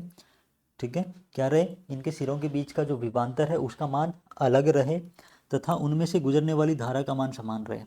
ठीक है, जैसा हमने ऊपर भी देखा था। धारा का मान समान रहे, तब हम उसको क्या कहते हैं, प्रतिरोधकों के इस समूहन को श्रेणी क्रम कहा जाता है। श्रेणी क्रम समूहन कहा जाता है या फिर सीरीज कम्बिनेशन कहा जाता है। ठीक है, अब इस डायग्राम के अंदर देखो, यहाँ पे एक R1 है, एक R2 है, एक R3 है, और ये R1 R2 R3 क्या हैं, प्रतिरोध हैं या फिर प्रतिरोधक हैं। ठीक है, तो इन प्रतिरोधकों के सिरे जब मैं देख रहा हूँ, ये सिरे हैं ए बी, R1 का सिरा, R2 का सिरा बी और सी, और R3 का सिरा सी और डी। ठीक है, इनके बीच विभवांतर का मान अलग रहे। ठीक है, इनके बीच का जो विभवांतर होगा उनका मान अलग अलग रहेगा। ए और बी के बीच का विभवांतर V1, बी और सी के बीच का V2, सी और डी के बीच का V3 है। ठीक है, और धारा का मान कैसा रहे, धारा का मान समान रहे। तो इनके बीच की जो धारा है वो कैसी है, वो समान है। आई करंट यहाँ से निकला पॉजिटिव टर्मिनल से बैटरी के, और आई इसके थ्रू भी आई पास करेगा, इसके थ्रू भी और इसके थ्रू भी, और वापस आई ही आ जाएगा। ठीक है, तो सभी के लिए जो आई की वैल्यू रहेगी, हाँ, विद्युत धारा की जो मान रहेगा वो समान रहेगा। ठीक है, तो अगर इसी सर्किट को सोल्व करते हुए, इसी विद्युत परिपथ को सोल्व करते हुए हम ओम्स लॉ का यूज करेंगे, तो ओम्स लॉ क्या कहते हैं कि V is equal to I R होना चाहिए। ठीक है, तो जब मैं V1 को देखूंगा तो V1 को कैसे लिख पाऊंगा, V1 को लिख पाऊंगा I इंटू R1।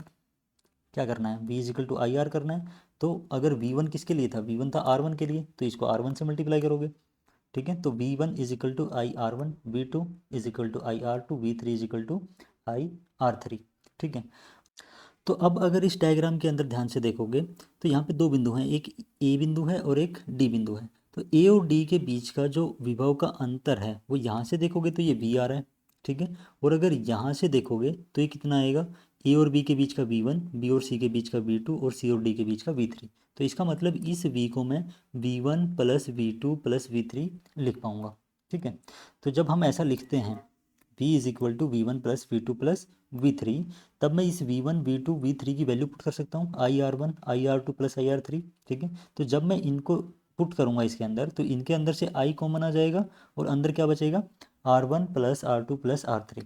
ठीक है, और इस R1 plus R2 plus R3 को मैंने यहाँ पे RS लिखा है। ठीक है, so that V is equal to I into R S.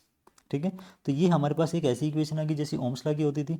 ठीक है, कि V is equal to I into R S. अब ये जो आर एस है इसको हमने किसके थ्रू रिप्लेस किया है, R1 plus R2 plus R3 की जगह पे। ठीक है, और इस आर एस का नाम होता है समतुल्य प्रतिरोध, या फिर कहो इक्विवेलेंट रेजिस्टेंस। क्या कहते हैं, समतुल्य प्रतिरोध या इक्विवेलेंट रेजिस्टेंस। अब ये होता क्या है, इक्विवेलेंट रेजिस्टेंस, समतुल्य प्रतिरोध हम उसे कहते हैं जहाँ पे आप किन्हीं दो या तीन से ज़्यादा प्रतिरोधकों को हटा के कोई एक प्रतिरोध लगा सको। ठीक है, जो इन तीनों की जगह ले पाए, जैसे कि यहाँ इन तीनों की जगह ए और डी के बीच में कौन आ गया, आर एस आ गया।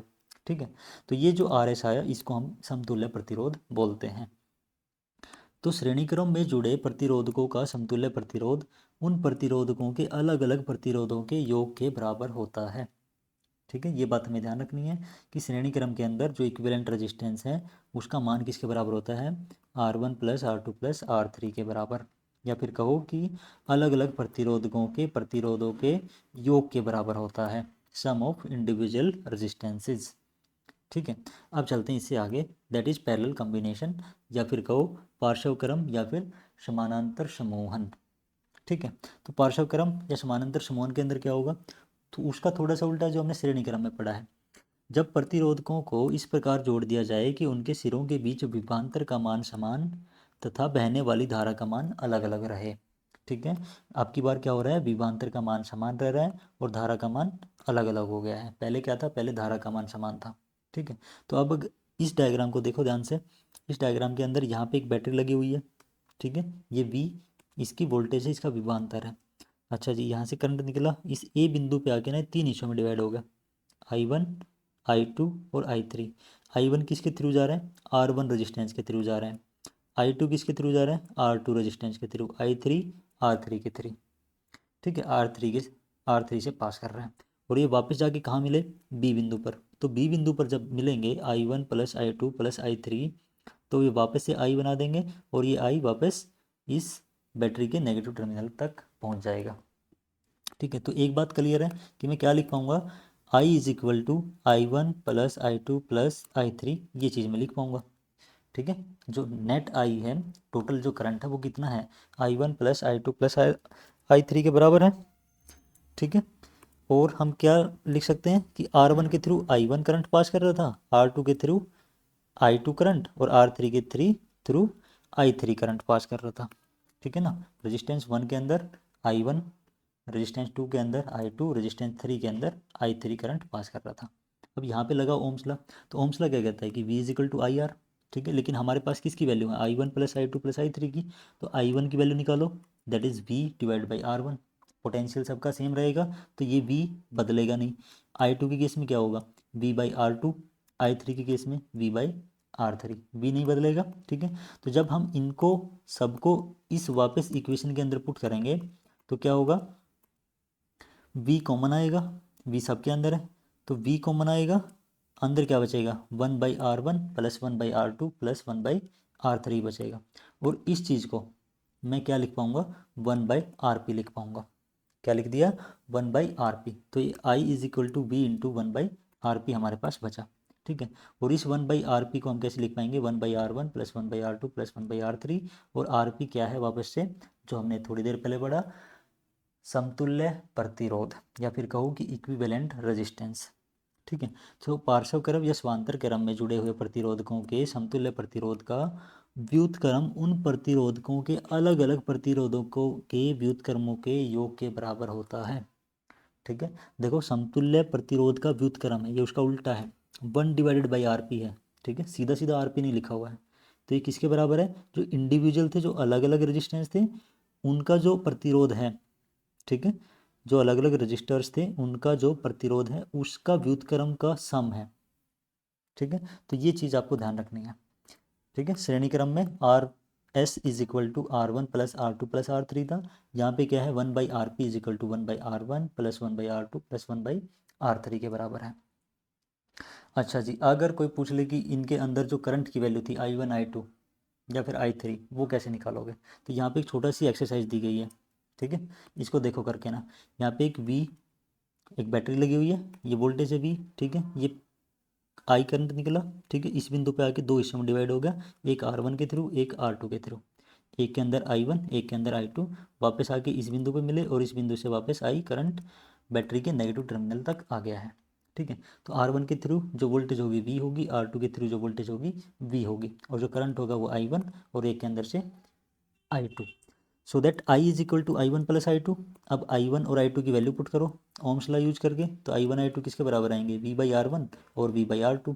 फिर से क्या आएगा, V आपका कॉमन आएगा, लेकिन अब की बार हमें ऐसा नहीं करना है, अब की बार हमें I1 और I2 की वैल्यू फाइंड आउट करनी है। तो हम क्या करेंगे, ये जो इक्वेशन थी इसको हम यूज करेंगे, कैसे, इस तरीके से यूज करेंगे कि हमारे पास पोटेंशियल की जो वैल्यू थी, विभव की जो वैल्यू थी, वो समान रहने वाली है। तो अगर समान रहेगी तो मैं I इंटू R1 को भी V लिख पाऊंगा। देखो ध्यान से, ये जो V है यहाँ से इसको मल्टीप्लाई करोगे IR1 आ जाएगा। ये जो V है यहाँ से इसको मल्टीप्लाई करोगे तो I2 इंटू R2 आ जाएगा। ठीक है, तो इन दोनों को मैं क्या लिख सकता हूँ, V के बराबर लिख सकता हूँ। So that I1R1 is equal to I2R2। यहाँ से I2 की वैल्यू निकालो। I2 किसके बराबर आएगा, इस R2 को इसके नीचे ले आओ तो I1R1 बटा R2 आ जाएगा। अब इस I2 को इस वाली इक्वेशन के अंदर पुट कर लो। क्या करो, इस I2 को I is equal to I1 plus I2 के अंदर पुट कर लो। ठीक है, तो जैसे ही हम इसको यूज करेंगे so that I is equal to I1 plus I2 की जगह I1R1 बटा R2। यहाँ से I1 कॉमन ले लो, I1 कॉमन आएगा, अंदर क्या बचेगा 1 plus R1 divided by R2 बचेगा। ठीक है, अब इसका एलसीएम लोगे तो R2 नीचे 1 के साथ मल्टीप्लाई होगा R2 प्लस R1 और इसको ऐसे का ऐसा छोड़ दो। ठीक है, तो इसको हम क्या लिख पाएंगे, ये किसकी वैल्यू आई है, ये I is equal to I1 into R2 plus R1 divided by R2 आया है। ठीक है, तो इस I1 की वैल्यू हमें चाहिए, तो इस I1 की वैल्यू चाहिए तो इस बाकी सबको यहाँ मल्टीप्लाई करोगे तो I1 किसके बराबर आएगा, I into R2 divided by R1 plus R2 के बराबर आ जाएगा। ठीक है, और सिमिलर तरीके से आप I2 की वैल्यू भी निकाल सकते हैं। ठीक है, अब इसको याद कैसे रखोगे, इसको याद रखने का सिंपल तरीका है, जब हमें I2 निकालना था तो यहाँ पे 1 रजिस्टेंस होगा और नीचे आपका सेम रहेगा R1 plus R2 R1 plus R2। ठीक है, तो ये बदलना है, खाली I2 निकालना है तो यहाँ पे रेजिस्टेंस 1 होगा, I1 निकालना है तो यहाँ पे रेजिस्टेंस 2 होगा। इतनी सी बात याद रखोगे, याद रह जाएगा। ठीक है, अच्छा आप सीरीज कम्बिनेशन और पैरेलल कम्बिनेशन को एक बार में देख लेते हैं सारे के अंदर क्या हुआ क्या नहीं हुआ। तो सीरीज कम्बिनेशन के अंदर I की वैल्यू समान थी, V की वैल्यू अलग अलग थी, इसका मतलब धारा की वैल्यू समान थी, तो इसके अंदर धारा की वैल्यू समान नहीं रहेगी, विभव की वैल्यू समान रहेगी पैरेलल कम्बिनेशन के अंदर, समांतर क्रम के अंदर। RS की वैल्यू क्या थी, R1 plus R2 plus R3, 1/RP की value 1/R1 plus R2 plus 1/R3। ठीक है, और RS किससे ग्रेटर देन है, R1 R2 और R3 तीनों से क्या होगा, बड़ा होगा। ठीक है, क्यों बड़ा होगा, क्योंकि RS के अंदर R1 plus R2 plus R3 सारे के सारे ऐड हो जा रहे हैं। अगर इसकी वैल्यू 2 है, मान के चलते हैं कि R3 की वैल्यू 2 है, इसकी वैल्यू 1 है और इसकी वैल्यू 1 है। ठीक है, तो जब RS निकलेगा तो 1 प्लस 1 प्लस 2 तो मतलब 4 आएगा। तो 4 जो वैल्यू है वो 1 से ही बड़ी है, 1 से ही बड़ी है और 2 से ही बड़ी है। तो इसका मतलब क्या हुआ कि जो RS आएगा वो R1 R2 R3 तीनों से बड़ा होगा। सिमिलर तरीके से हम इसको लिख पाएंगे कि RP जो होगा वो क्या होगा, लेस देन रहेगा किससे, R1 R2 एंड R3 से, तीनों से ही क्या रहेगा, छोटा रहेगा। ठीक है, किसी भी एक प्रतिरोध को हटाने से धारा रुक जाएगी। सीरीज कम्बिनेशन के अंदर अगर तुम किसी भी एक प्रतिरोध को हटा दोगे तो क्या होगा, धारा रुक जाएगी। अब अगर मैं इस R1 को हटा दूं, ठीक है, तो बीच में खाली स्पेस बचेगा, अब धारा चलेगी कहाँ से, हाँ, जब करंट में से तार ही काट के निकाल दिया, चलेगी कहाँ से, नहीं चल पाएगी। ठीक है, अच्छा जी, समानांतर क्रम में ऐसा नहीं होगा, समानांतर क्रम में ऐसा नहीं होगा, क्यों नहीं होगा ऐसा, समझो। देखो, अगर मैं इस R2 को काट के हटा देता हूँ तो जो धारा है वो सारी की सारी नीचे से निकल जाएगी। ठीक है ना, R2 को हटाया तो कहाँ से निकल जाएगी, R1 से निकल जाएगी, तो इसलिए समानांतर क्रम में ऐसा नहीं होता है। अब एक छोटा सा टॉपिक बचा है हमारा, हीटिंग इफेक्ट्स ऑफ करंट। ठीक है, क्या बचा है, हीटिंग इफेक्ट्स ऑफ करंट, विद्युत धारा के ऊष्मीय प्रभाव। ठीक है, और ये सिंपल है समझने में। आप जब भी किसी भी ऐसे डिवाइस को देखते हो जो करंट की सहायता से चलती है तो वो कुछ देर के बाद में क्या होती है, हीटअप हो जाती है, गर्म हो जाती है। ठीक है, तो उसी को हम क्या कहते हैं, विद्युत धारा का ऊष्मीय प्रभाव कहते हैं। अब ये होता क्यों है, ये इस वजह से होता है, जब किसी चालक में धारा प्रवाहित होती है तब चालक के अंदर उपस्थित इलेक्ट्रॉन उच्च विभव की तरफ त्वरित होते हैं, त्वरित मतलब एक्सलेटेड होते हैं। ठीक है ना, क्या होते हैं, जब भी किसी डिवाइस के अंदर, किसी चालक के अंदर धारा प्रवाहित होगी तो जो चालक के अंदर के उपस्थित इलेक्ट्रॉन होंगे, जो मुक्त इलेक्ट्रॉन होंगे, फ्री इलेक्ट्रॉन्स होंगे, वो क्या करेंगे, उच्च विभव की ओर त्वरित होंगे। ठीक है, मान के चलो कि ये हमारे पास एक कंडक्टर था, इसके अंदर बहुत सारे इलेक्ट्रॉन्स हैं और बहुत सारे क्या हैं, धनायन हैं। धनायन हमने ऐसे दिखाए हैं, इलेक्ट्रॉन हमने ऐसे दिखाए हैं। ठीक है, तो जब हम इसको कनेक्ट करते हैं किसी बैटरी की सहायता से तो जो इसके अंदर के इलेक्ट्रॉन्स हैं वो क्या करेंगे, पॉजिटिव आवेश की तरफ, पॉजिटिव इलेक्ट्रोड की तरफ क्या हो रहे हैं, आकर्षित हो रहे हैं, त्वरित हो रहे हैं। ठीक है, उच्च विभव की तरफ जाने की कोशिश कर रहे हैं। तो जब ये जाने की कोशिश करेंगे इलेक्ट्रॉन, तो जो धनायन थे इसके अंदर के, जो प्रोटॉन थे, उनसे टकराएंगे, और उनसे अगर टकराएंगे तो उस टक्कर के अंदर कुछ ना कुछ एनर्जी लॉस करेंगे, ठीक है, क्या करेंगे, कुछ एनर्जी लॉस करेंगे, कुछ ऊर्जा लॉस करेंगे, और वही ऊर्जा क्या करेगी, वही ऊर्जा इसका तापमान धीरे धीरे करके बढ़ा देगी, ठीक है। तो इस प्रकार जिस चालक के अंदर मौजूद धनायनों से लगातार टकराते हुए अपनी गतिज ऊर्जा का कुछ हिस्सा इन आयनों को दे देते हैं। क्या करते हैं, जब ये इलेक्ट्रॉन चलते हैं तो वो क्या करते हैं, टकराते हैं, और इस टकराने की वजह से कुछ हिस्सा गतिज ऊर्जा का आयनों को दे देते हैं। इससे चालक की आंतरिक ऊर्जा बढ़ती है, फलस्वरूप चालक का ताप भी बढ़ जाता है, ठीक है। उत्सर्जित ऊष्मा का परिमाण चालक के प्रतिरोध के विरुद्ध किए गए कुल कार्य के बराबर होता है, ठीक है। और कितनी ऊष्मा निकलेगी, कितना हीट निकलेगा, वो इस बात पे निर्भर करेगा कि उस चालक का प्रतिरोध कितना था, ठीक है ना। उस चालक के अंदर जितना प्रतिरोध था उसके विरुद्ध कितना कार्य किया गया, इस बात पे निर्भर करेगा, ठीक है। तो वर्क डन हमें पता है कि कैसे दिया जाता था, क्यू इंटू वी से दिया जाता था। सबसे पहले हमने जब विभव पढ़ा था तो वहाँ से हमने इक्वेशन ली है, तो work done is equal to Q into V. और क्यू को मैं क्या लिख सकता हूँ, क्यू को अगर मुझे धारा का मान पता है तो मैं आई इंटू टी भी लिख सकता हूँ, ठीक है ना। क्या लिख सकते हैं, आई इंटू टी भी लिख सकते हैं, क्यों, क्योंकि I is equal to Q by T लिखा गया था, तो आई इंटू टी क्या बनेगा, क्यू बन जाएगा अपना, ठीक है। तो I is equal to Q by T बनेगा। Just give me a second.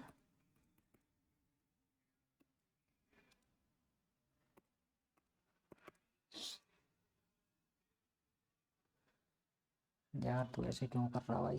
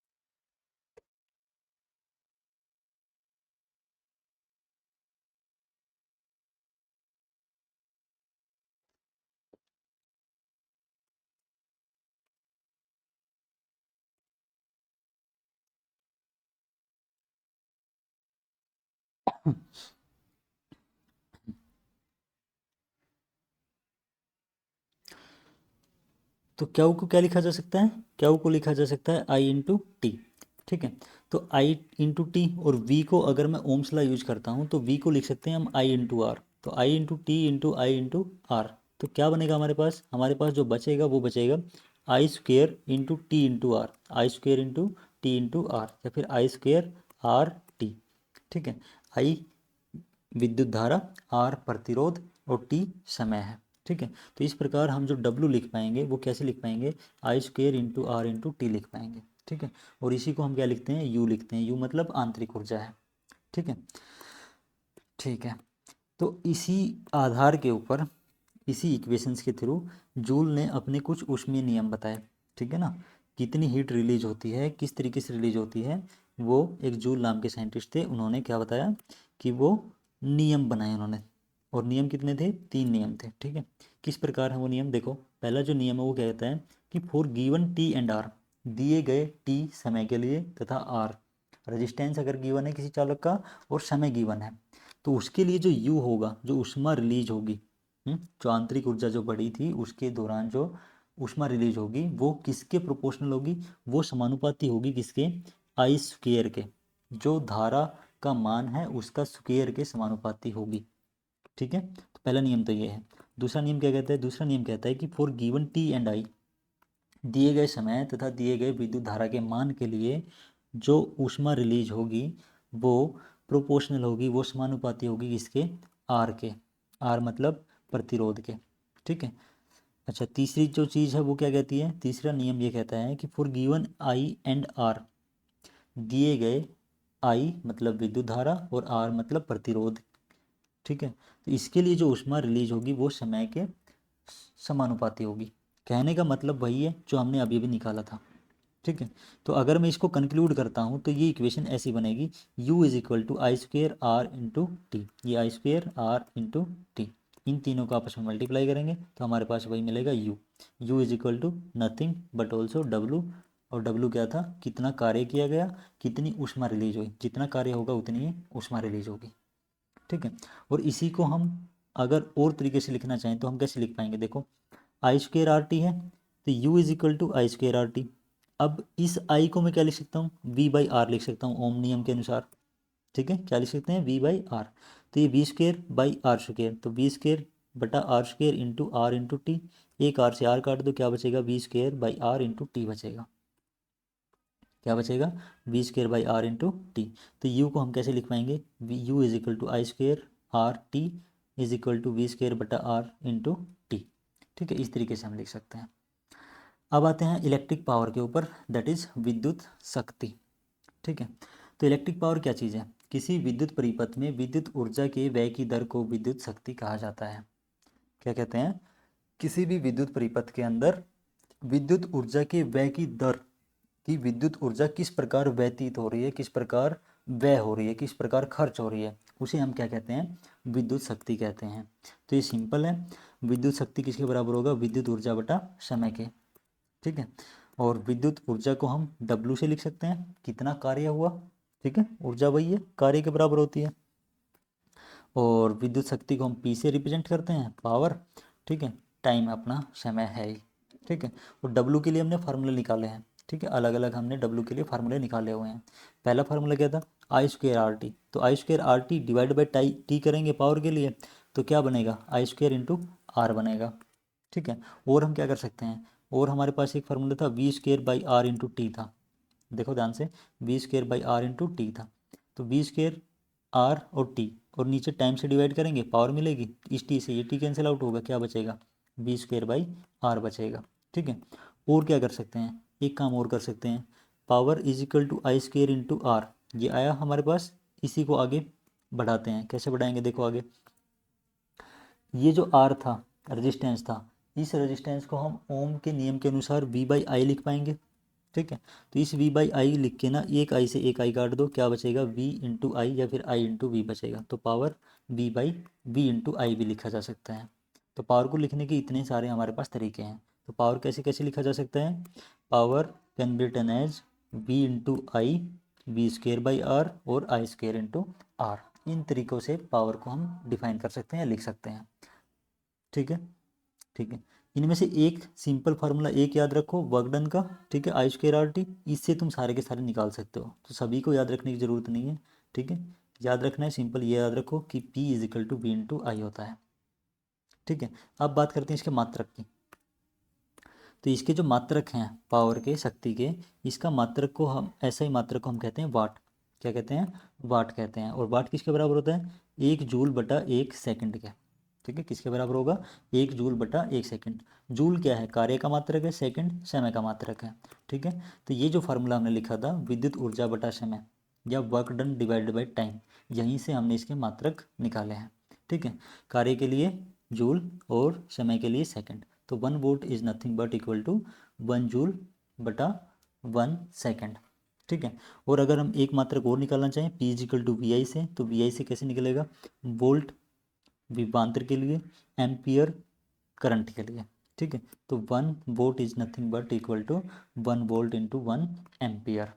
तो 1 वोल्ट को और कैसे लिखा जा सकता है, 1 वोल्ट इंटू 1 एम्पियर भी लिखा जा सकता है। ठीक है, अच्छा एक चीज़ बची हमारे पास, इलेक्ट्रिक एनर्जी। इलेक्ट्रिक एनर्जी या फिर कहो विद्युत ऊर्जा, तो विद्युत ऊर्जा वही है जैसा हमने पावर के अंदर देखा था, विद्युत ऊर्जा। ठीक है, इसी की बात हो रही है, तो इसी की बात हो रही है, तो हम क्या कर सकते हैं, इस समय को इस विद्युत शक्ति से मल्टीप्लाई कर सकते हैं। तो विद्युत ऊर्जा क्या है, विद्युत शक्ति गुणा समय है। तो power is equal to work by time हमने देखा, तो विद्युत ऊर्जा कैसे लिखी जाएगी, पावर इंटू टाइम लिखी जाएगी। ठीक है, पावर इंटू टाइम। तो अगर इसके मात्रक की बात करेंगे तो मात्रक कैसे निकल जाएगा, मात्रक कैसे निकल जाएगा, वर्क है, कार्य है, कार्य को हम जूल में लिखते हैं। ठीक है, तो पहला मात्रक तो इसका जूल हुआ। ठीक है, और इससे निकाल के सकते हैं, इससे निकालेंगे तो पावर के लिए वॉट, टाइम के लिए सेकंड। ठीक है, तो एक मात्रक हमारे पास क्या मिला, वोट सेकंड। तो इसी से हम क्या लिखते हैं कि एक जूल किसके बराबर होता है, एक वोट इंटू एक सेकंड के इक्वल होता है। क्या होता है, एक वोट इंटू एक सेकंड। ठीक है, तो एक सेकंड के अंदर मान के चलते हैं कि ये हमारे पास कोई बल्ब दिया हुआ है, ठीक है, और इस बल्ब के ऊपर रेटिंग लिखी हुई है, ठीक है, क्या लिखा हुआ है, रेटिंग लिखी हुई है। आपने एक रेटिंग देखी भी होगी, ठीक है। हाँ, कोई भी नया बल्ब लेके आओगे तो उसके डिब्बे के ऊपर लिखा रहता है कि 220 वोल्ट 9 वाट का बल्ब है, ठीक है, या 220 वोल्ट 50 वोल्ट का बल्ब है, 100 वोल्ट का बल्ब भी आता था पहले, ठीक है। तो अगर 9 वाट का बल्ब है तो इसका मतलब क्या हुआ, इसका मतलब ये हुआ कि 1 सेकंड के अंदर 9 वोल्ट इसकी पावर समय 1 सेकंड 9 जूल एनर्जी खर्च कर देगा, ठीक है। 1 सेकंड के अंदर 9 वोल्ट का बल्ब कितनी एनर्जी यूज कर देगा, 9 जूल की एनर्जी यूज कर देगा, ठीक है। और जो जूल है वो एक स्मॉल यूनिट होती है, एक छोटा मापक होता है, ठीक है। तो इसका जो बड़ा मापक है उसको हम क्या लिखते हैं, 1 किलोवाट लिखते हैं, ठीक है। 1 किलोवाट कि 1 घंटे के अंदर कितनी पावर यूज हुई, ठीक है। और जो किलोवाट आवर है, किलो का मतलब क्या होता है, 10⁻3, 10⁻3 मतलब 1000, ठीक है। जैसे हम किलोग्राम बोलते हैं तो किलोग्राम के अंदर 1000 ग्राम होते हैं, तो इसी प्रकार किलो मतलब 10⁻3 1000। हावर, हावर मतलब घंटा, घंटे के अंदर कितना मिनट, 60 मिनट। सेकंड कितनी, 1 घंटे के अंदर 60 सेकंड, तो 60 × 60 इतनी सेकंड होंगी 1 घंटे के अंदर, ठीक है। तो जब इसको मल्टीप्लाई करेंगे तो कितना आएगा, 3600 गुना 10⁻3 था ही, तो इसका मतलब टोटल कितना बनेगा, 3.6 मल्टीप्लाइड बाई 10⁻6 जूल, ठीक है। तो इतना जूल किसके बराबर आएगा, 1 किलोवाट के बराबर आएगा, ठीक है। तो अब सोच के देखो कि 1 किलोवाट के अंदर कितने सारे जूल हो गए, तो इसीलिए हम कह रहे थे कि जूल जो है एक स्मॉल यूनिट है, जूल क्या है, एक स्मॉल यूनिट है, ठीक है। और किलोवाट का नाम तुमने पहले भी सुना होगा, घर में जब जो मीटर लगा होता है बिजली को मापने के लिए, तो उसके अंदर जब बिल आता है हमारा, तो वो बिल आपका इसी यूनिट के आधार पे आता है, ठीक है ना। ये जो किलोवाट आवर है इसी की टर्म्स में आता है, और इसी किलोवाट आवर को हम क्या बोल देते हैं, साधारण भाषा में यूनिट बोल देते हैं, क्या बोल देते हैं, यूनिट, ठीक है। जो कहाँ से आया है, बोर्ड ऑफ ट्रेड यूनिट से आया है, बोर्ड ऑफ ट्रेड यूनिट एक फुल फॉर्म है, इसी का हमने सामान्य नाम लेके चलते हैं यूनिट, ठीक है। ओके देन, अब एक छोटा सा टॉपिक और बच गया हमारे पास, इसको ख़त्म कर लेते हैं, इसके बाद में ख़त्म है, एक पेज और है simple. Use of heating effects of current, heating effect of current जो है, मतलब अगर किसी चालक में से विद्युत धारा प्रवाहित होती है तो वो ऊष्मा प्रोवाइड करती है, ऊष्मा उत्सर्जित करती है, तो उसका उपयोग क्या है हमें वो देखना है, ठीक है। उसका उपयोग आपने देखा ही होगा, हीटर के अंदर करते हैं, आयरन के अंदर करते हैं, रूम हीटर होता है, टोस्टर होता है, इमर्शन रोड होती हैं, ठीक है।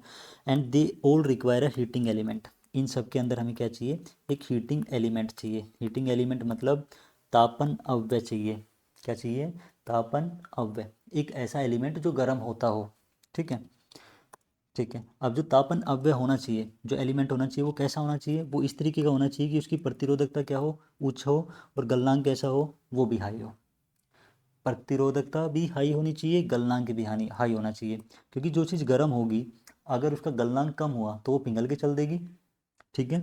प्रतिरोध अगर उसका कम होगा, प्रतिरोध कम होगा तो वो गर्म ही नहीं होगा, ठीक है। गर्म होने के लिए क्या चाहिए, प्रतिरोध चाहिए, तभी तो उसमें निकलेगी, ठीक है। और यूजली जो हीटिंग एलिमेंट होता है नाइक्रोम का होता है, किसका होता है, नाइक्रोम का होता है। अगर तुम्हारे घर में हीटर यूज होता होगा तो हीटर के अंदर तुमने देखा होगा कि नाइक्रोम का वायर डलता है, क्या होता है, नाइक्रोम का वायर डलता है। तो नाइक्रोम जो है निम्न धातुओं के मिश्रण से बनाया जाता है, उसके अंदर क्या क्या होता है, निकल होता है 60%, मैग्नीज होता है 2%, क्रोमियम होता है 12%, और लोहा होता है कितना, 26% लोहा होता है, ठीक है। तो इन सभी के मिश्रण से हम क्या बनाते हैं, नाइक्रोम बनाते हैं, ठीक है। अब इसी हीटिंग इफेक्ट के एक दो यूज़ देख लेते हैं, इलेक्ट्रिक बल्ब, ठीक है, इलेक्ट्रिक बल्ब तुमने देखा ही होगा अपने घरों के अंदर, तो इसके अंदर जो हीटिंग एलिमेंट होता है उसका नाम क्या होता है, फिलामेंट, जिसको हम हिंदी के अंदर तंतु या फिलामेंट सिंपल कह देते हैं, ठीक है। तो ये बल्ब तुमने देखा होगा, बल्ब के अंदर ये जो वायर होता है, ठीक है, ये वाला जो वायर तुम देख पा रहे हो इसको हम क्या कहते हैं, तंतु कहते हैं। और ये किसका बना होता है, टंगस्टन का बना होता है, किसका बना होता है, टंगस्टन का। टंगस्टन का गलनांक कितना, 3400 डिग्री सेल्सियस, ठीक है। याद करो 100 डिग्री सेल्सियस पे, 100 डिग्री सेल्सियस पे पानी उबलता है, और ये कितना तक गलेगा जाके, 3400 डिग्री सेल्सियस पर गलेगा, तो इसका मतलब इसका गलने की संभावना जो है वो बहुत कम होती है, ठीक है। लेकिन फिर भी आपने कई बार देखा होगा कि बल्ब फ्यूज हो जाता है ना, ठीक है। वो धारा इतनी पीछे से ज़्यादा या कम हो जाती है, उसकी वजह से होता है। प्रतिरोधकता कम होती है, ठीक है, प्रतिरोधकता क्या होती है, कम होती है। प्रतिरोधकता कम है, लेकिन हमें क्या चाहिए थी, प्रतिरोधकता हाई चाहिए थी। हमने थोड़ी देर पहले कहा था कि प्रतिरोधकता हमें हाई चाहिए, ठीक है।